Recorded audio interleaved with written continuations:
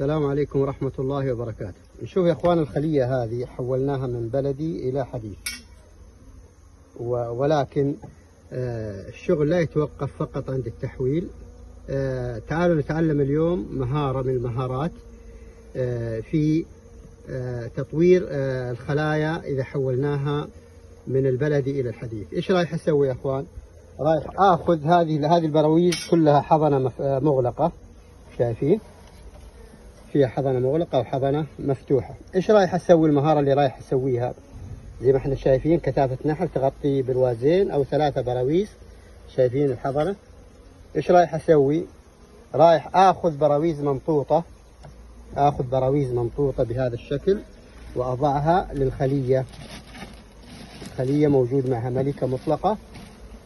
آخذ بروازين بهذا الشكل وأضعهم للخلية، ثم آخذ البروازين هذه وأوزعها على خلايا أخرى لمدة 3 أيام 4 أيام.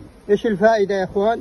الفائدة النحل رايح يتكتل على هذه البراويز ورايح ينظف البراويز، والملكة تضع بيض في خلال ال3 أيام ال4 الأيام القادمة إن شاء الله، فتصبح البراويز هذه كلها حضنة. إيش أسوي بعد كذا؟ أنا أرجع آخذ هذه البراويز اللي حطيتها في خلايا أخرى تحفظها وتراعي الحضنة اللي فيها، آخذ هذه البراويز وأعيدها للخلية علشان يخرج معي نحل حاضن جديد، ويكون عندي تعاقب أجيال في الخلية. لابد الخلية يكون فيها حضنة تخرج علشان يخرج عندي جيل أو أجيال من الحضنة من النحل الحاضن علشان يدعم الملكة.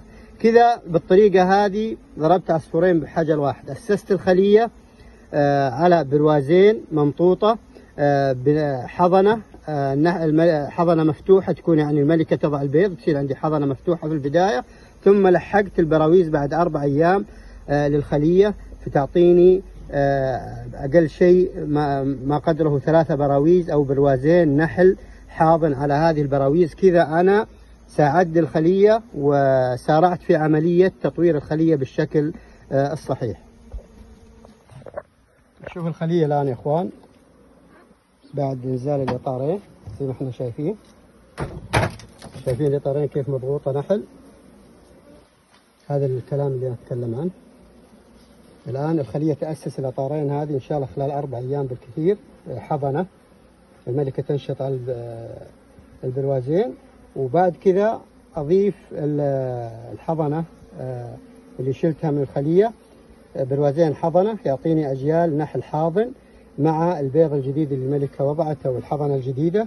فهنا الخلية عندي تبدأ تنطلق إن شاء الله بنحل حاضن جديد من الأقراص اللي في حضنة النحل البلدي، أقراص النحل البلدي. أعطي الخلية تغذية علشان تستقر الخلية، وإن شاء الله تتطور تصل 8 براويز خلال فترة وجيزة.